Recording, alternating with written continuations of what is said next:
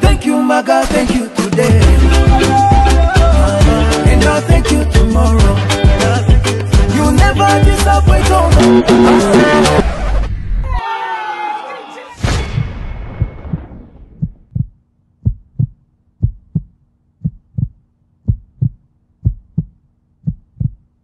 Thank you, my God, thank you today.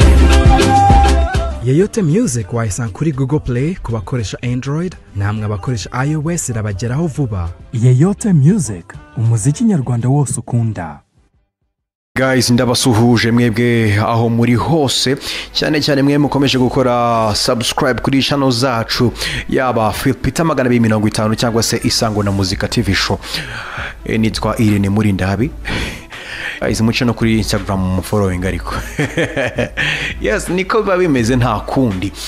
Ngira ngo rero tumaze iminsi tuganira ku nkuru zitandukanye zo mu Rwanda. Ziba ziriwe nyine zivugwa z'imyidagaduro, ariko muze kunyemerera uyu munsi noneho dufate akanya maze twambuke imipaka y'u Rwanda tugere no muri Tanzania turebe ibiri kuvugwayo. Inkuru navuga ko yabaye ikimena mutwe mu bantu bose, abaturage bose ba Tanzania, ni inkuru y'ifungwa n'ifungurwa rya Diamond Platnumz Chibu Dangote. Uyu mutipe yahinduwe nk'ingufuri, navuga sorry to say that, ariko burya ingufuri yo kubwiherero, kubera ko abantu babinjiramo buri kanya hari ukuntu rwose iba yaragowe ifungurwa. Let me say so ko ari uko yagizwe, kubera ko magingo yangaya navuga ko maze kwitaba igipolisi birenze rimwe. Nk'ubu ngubu uyu munsi mu kanya gato nibwo yafunguwe, ariko ejo yari yitabye igipolisi asobanura ibibazo bigiye bitandukanye. Ngira ngo ahangaha naho uyu mugabo witwa Makembe, umwe mu bagize inteko nshinga amategeko ya Tanzania, yarateruye asobanura ku kibazo cya Diamond, avuga ati umuco w'abanyatanzania kirazira ndetse kikaziririzwa yuko amagambo, ibitutsi, amashusho y'urukozasoni asakazwa muri rubanda nyamwinshi. Atariko ibyo mvuze haruguru birasa n'ibyagizwe n'imikino y'abana muri iyi minsi, cyane mu bastari bacu. Niyo mpamvu tuvugana uwitwa Diamond Platnumz yitabye igipolisi ari gusobanura kuri izo ngingo zo kuba yasakaza, kusambaza amashusho y'urukozasoni akomeje gukwirakwiza ku mbuga ze nkoranyambaga, ubwo ngubwo abavuga Snapchat ndetse na Instagram. Reka nanjye rero mfata umwanya gato mbanze ndebe ayo mashusho bari kuvuga. Naya ngaya, uramutse urebye neza witegereje nta gihungu ufite na gikeya, urabona ko aya mafoto cyangwa se aya mavideo mereye kuri iyi ngiyi irimo umukobwa uri kwishimana na Diamond. Ariko urebye uyu mukobwa yambaye imyenda ye yose yaba hasi ndetse no hejuru, urabona ko ntawe yakuyemo nk'uri gusambana cyangwa se uri kwigaragaza mu buryo bw'urukozasoni. Yego barishimye, ariko nta rukozasoni rugaragara. Ngira ngo aha muri bakuru mwese n'abatari bakuru muratekereza, ntago rwose ubona ko Diamond yambaye ubusa. Yego yambaye igituza, ariko umukobwa we arambaye hose. Ibi rero byakomeje no kwibazwa ndetse no kuganirwaho n'abantu benshi batandukanye, cyane biganjemo abasesenguzi mu gihugu cya Tanzania.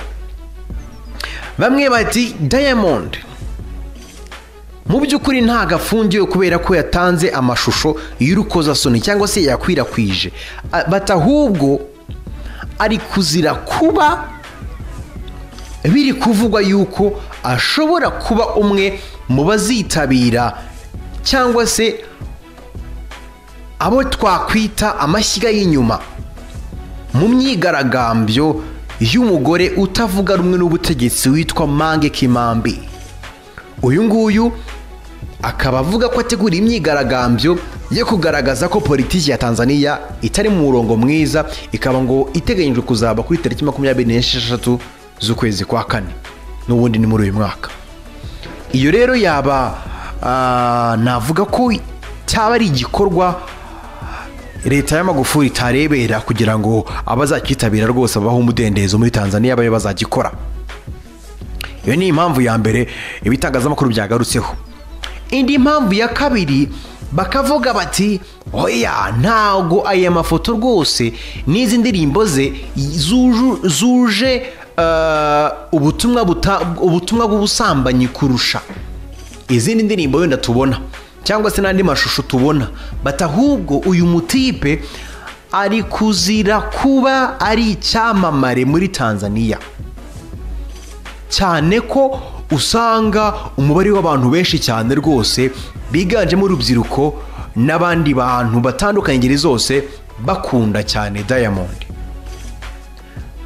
Bati rero yaba ari turufu nziza Magufuli yakifashisha mu kugira ngo afungurwe, bityo inkuru ze zikorwe za buri munsi, urumva, maze abantu bamuhugireho babe bizi kuri we, ariko ntibaze gutera amaso cyangwa se ngo bitegereze ibyo politiki ya Magufuli iri gukora.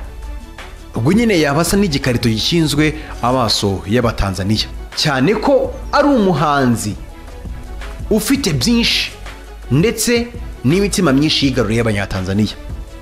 Magingo yangaya uyu mutipe Diamond Platnumz nabibutsa ko afite televiziyo ye na radio ye, ibyo bita Wasafi TV na Wasafi FM. Niwe muhanzi wenyine umwe rukumbi muri Afrika umaze gushinga ibitangazamakuru bigahura n'iminsi imiryango mpuzamahanga yewe n'ibitangazamakuru bya Tanzania bitishimiye uko perezida wabo utegetse kino gihugu Magufuli ari gufata itangazamakuru, dore ko amaraporo menshi avuga ko Magufuli asa n'uwafashe itangazamakuru ku munwa ku bijyanye no kuba itangazamakuru rya reportinga politike ya Tanzania. Gusa nubwo bimeze bityo, uwo bita Mr Diamond aracyari mu kazi nk'ubu ngubu. Indirimbo ye n'umuhungu rwose uri muri Wasafi witwa Harmonizer imaze kugera hanze ndetse yitwaye neza ku mbuga nkoranyambaga ndetse no ku bitangazamakuru bitandukanye, cyane ku bijyanye n'uburyo bwa Power Play, ari nako ari gushakira abaterankunga ndetse n'abafatanyabikorwa ibitangazamakuru bye, barimo amabanki, abikora ku giti cyabo ndetse n'abandi batandukanye agira ngo bakorane n'ibitangazamakuru bye. Ariko iki gikundiro cye kikaba gishobora kuza kumukoraho, ndavuga ko nyine ushobora gusanga abizize mu buryo butandukanye. Iyo rero akaba ari top story hariya rwose muri Tanzania yiriwe ivuga mu myidagaduro, yewe biranarenga bigera no mu banariza ibya politiki ya Tanzania. Nanjye nagira ngo mubanze mumenye neza impamvu uyu mutipe ari gufungwa ndetse akanafungurwa bya hato na hato. Ndetse iminsi mike rwose yaraherutse mu Rwanda, aho yari yaje mu ruzinduko rw'akazi, ndetse hanavuga ko ashaka gutangira imwe mu mishinga ye hano i Kigali, irimo no kuba ngo yafungura lebo ye, ishami rya Wasafi naho i Kigali. Byinshi bitandukanye yavuga ko atekereza u Rwanda nk'urugo rwa kabiri. Bamwe bati ubwo no kubera afite abakobwa hamerana neza nabo, ariko ibyo ntabyo mvuze, ahubwo guys, thank you for being with us. Mukomeze mukore subscribe. Jewe nitwa M Irene. Slam shalom.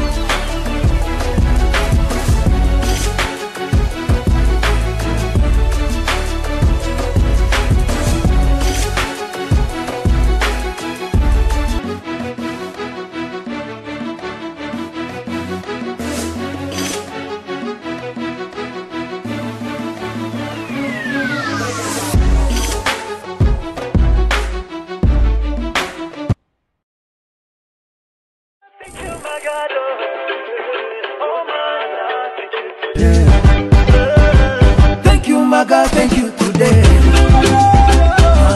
And I'll thank you tomorrow. You never disappoint, oh no.